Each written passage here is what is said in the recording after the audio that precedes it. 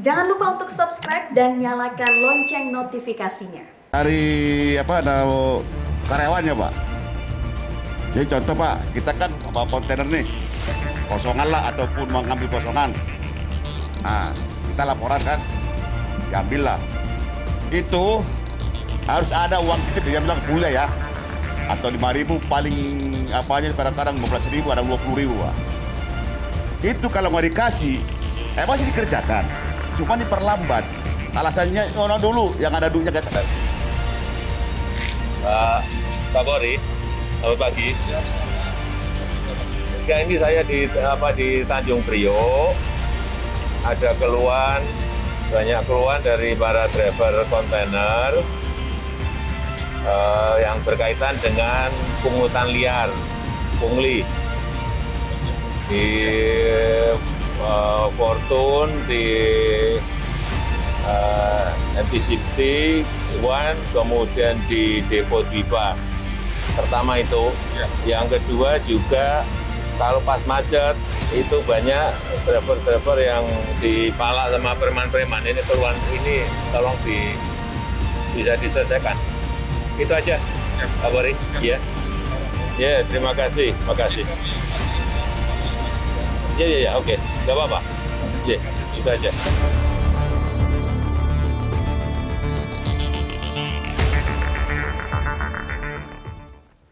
Dan pemirsa, tadi sudah kita simak curhatan sopir truk kontainer terkait dengan adanya pungli di kawasan Pelabuhan Tanjung Priok dan langsung ditanggapi cepat oleh Presiden dengan menelpon Kapolri untuk segera menyelesaikan praktik pungli dan premanisme di Tanjung Priok.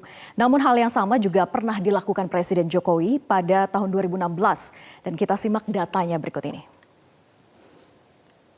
Ini kami berikan kronologi singkat saja bagaimana dari awal 2016 sampai dengan akhirnya pada 12 Juni kemarin ada penangkapan terhadap 50 preman yang ada di Tanjung Priok. Tanggal 13 September 2016, Presiden Jokowi meminta Kapolri pada saat itu adalah Tito Karnavian untuk terlibat dalam upaya menurunkan waktu dwelling time, terutama bila ternyata masih ada pungutan liar. Karena pada saat itu masih banyak sekali keluhan terkait dengan pungli yang terjadi di pelabuhan-pelabuhan di Indonesia.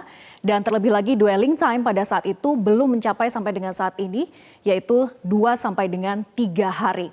Sehingga bagaimana menekan waktu dwelling time yaitu dengan memberantas pungli.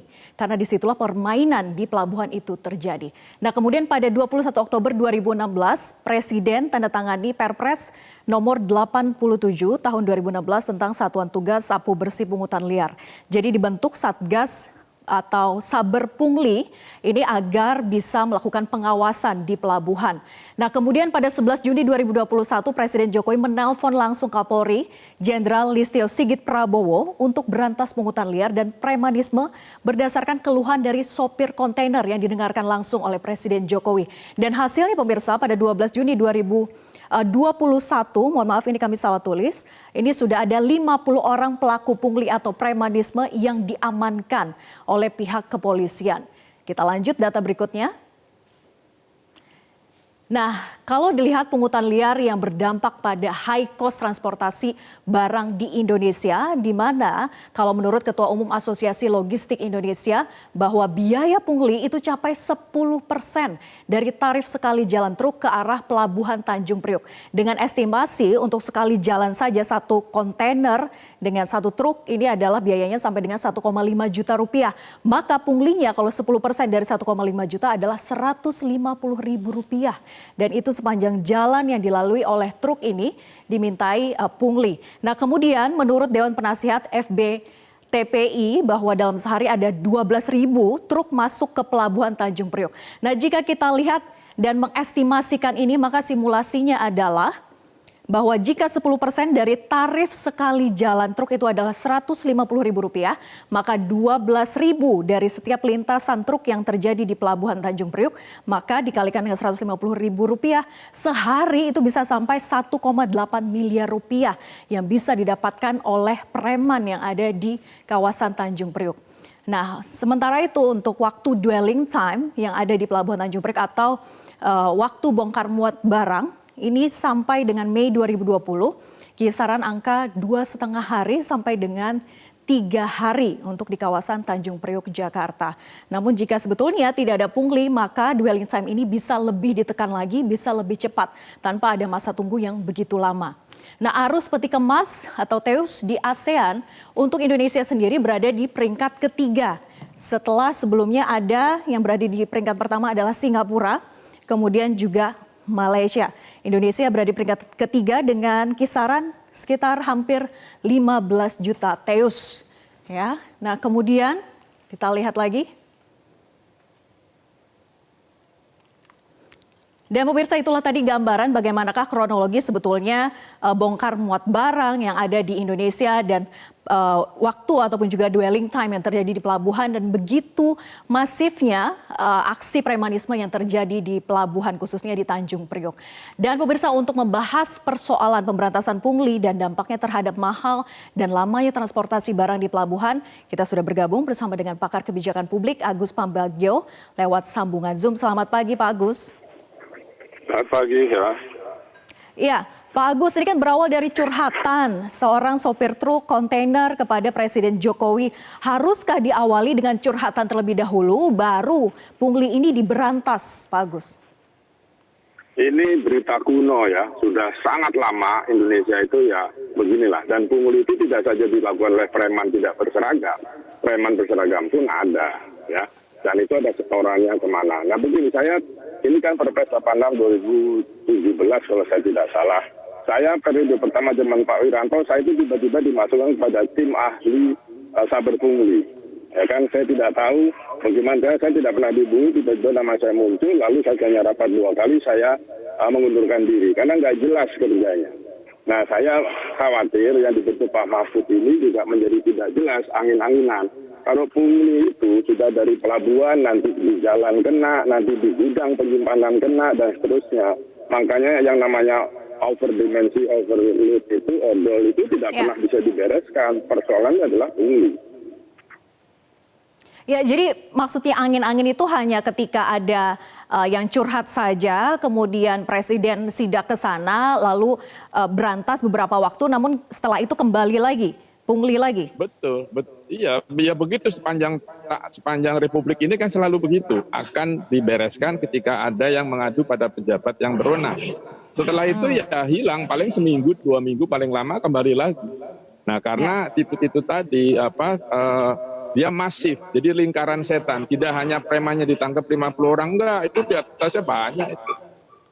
Ya Pak Agus, ini kalau kita lihat modusnya sering berubah-ubah begitu ya. Bahkan ada banyak pos ternyata di sepanjang jalan setiap truk kontainer ini melintas. Sampai yang paling parah adalah di dalam area terminal pun juga terjadi transaksi di sana. Bahkan sambil menunjukkan ke area operator begitu uang yang harus disetorkan. Separah itukah sistem atau juga pengawasan yang terjadi di dalam terminal pelabuhan? Iya, itu bukan hal baru. Itu sudah puluhan tahun dia begitu. Bukan hal baru. Coba tanya sama asosiasi logistik, tanya pada supir-supir. Itu sepanjang tahun. Dia akan berhenti seperti sekarang ketika ada pemeriksaan. Setelah itu jalan lagi dengan normal. Oke, artinya semua sudah tersistematis ya Pak Agus? Memang semuanya kong kali kong gitu? Betul, itu kan sistem yang melingkar. Itu yang harus, jadi begini. Bagaimana kita bisa menyapu lantai ketika sapunya kotor? Coba Anda bayangkan saja. Saya sudah sampaikan pada rapat saber pungli tahun 2000 berapa ya? 2018-17 ketika nama saya masuk. Ya, nah ini kan bisa dikatakan sudah benang kusut ataupun juga sudah menggurita lah dari bawah sampai dengan ke atas begitu ya. Nah, bagaimana untuk bisa memberantas ini secara tuntas Pak Agus? Cukupkah dengan 50 preman Tanjung Priok ini ditangkap? Cukup seperti itu saja? Enggak lah, saya katakan tadi 50 preman itu kan pelaksana di dalam, di luar, di yang langsung dengan konsumen. Tapi yang di atas, makanya saya katakan tadi dari mulai tidak berseragam pakai kaos oblong sampai yang berseragam, nah itu harus dilihat semua.